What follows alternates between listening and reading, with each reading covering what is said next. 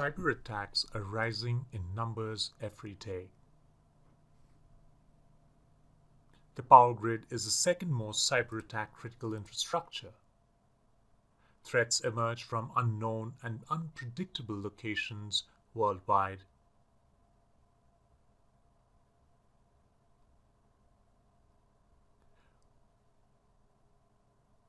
Sites like Norse, FireEye, Kaspersky, and many others help us track cyber attacks in real time.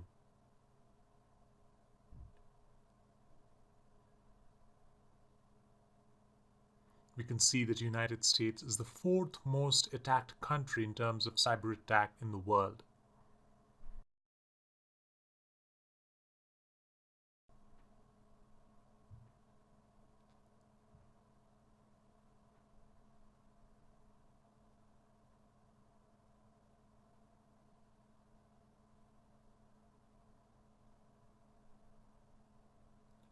If we go to websites like Shodan, there is a lot of sensitive information available in the clean web or even in the dark web.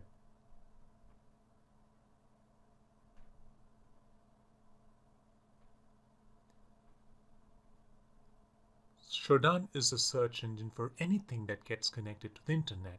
Let's look up Power Grid on Shodan's Internet of Things search engine. We can see a substation in Provo, Utah, and many other utilities across the world. Let's look up this substation in Provo, Utah. We can see their IP address, we can see the technologies that they use, and even the encryption technologies that they use. Unfortunately, that is a lot of information to a discerning attacker.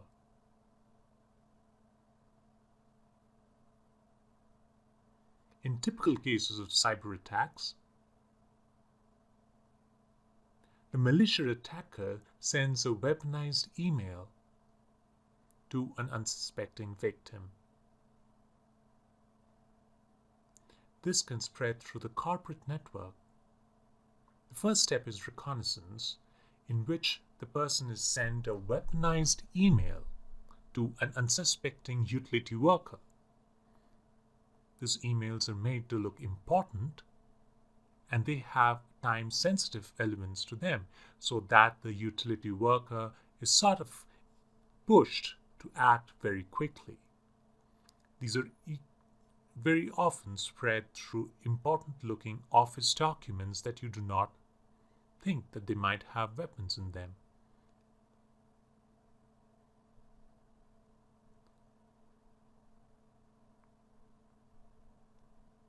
Now the employee opens the weaponized email.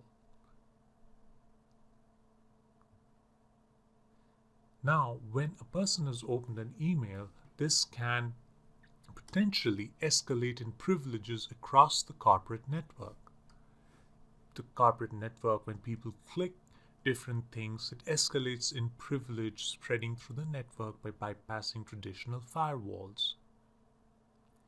Using traditional HMI or other monitoring devices today, it is hard to detect such transmission of malware and how they're escalating in privileges before it's too late. If the malware makes its way to the substation, it can lay dormant for a while before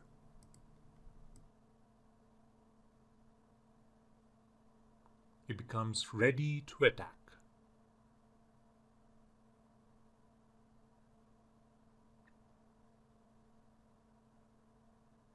Suddenly, the operator cannot control the breaker anymore as she or he used to before. This is a denial of service attack that was just done by opening the Word document that the person got. The outcome can be a power outage. The cyber attacks are tried to be prevented from the distribution management system. Now let's try again with resilience matrix. Here the same steps follow. The first step is reconnaissance, where the malicious person will send an important looking weaponized email to an unsuspecting victim at the power utility.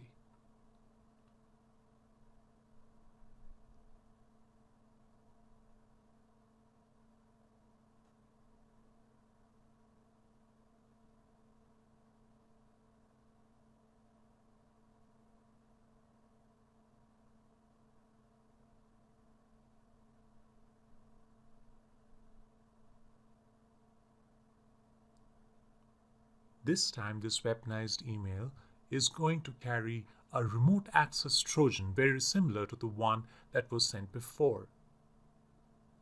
But this time, the utility control center uses Canvas. Canvas can monitor the cyber network or communications happening out of the control center. So when unallowed or not typical values of the data packet exchanges, the resilience matrix drops, and Canvas is able to highlight to the operator that something is not normal. Canvas will continue to monitor cyber and physical data and show the resilience matrix. This will trigger some sort of decision actions from the utility or the operators. Using Canvas's decision board, a person can take recommended actions that are automatically populated using the software. Before implementing any action, the operator can simulate the resiliency of their action or seek authority. We can see the resilience matrix is continuing to drop because of the unnatural number of packets being exchanged. This is due to the cyber attack that has been launched by opening the Word file. Now the operator is being asked to take a look at the packet exchange. So he can go and turn off the internet services which is exchanging malicious data packets. Let's go ahead and turn off the internet. Now the network is turned off. We should see that the packet exchange within the local network is back to normal. Now the step 6, which is the denial of service attack, is prevented this time, and the resilience matrix quickly climbs back to the normal, and the operator continues to have a control of breakers unlike last time. The outcome is a power outage has been prevented. Thus, in this video, we saw how Canvas can be used to prevent cyber attacks. Canvas, cyber attacks and network vulnerability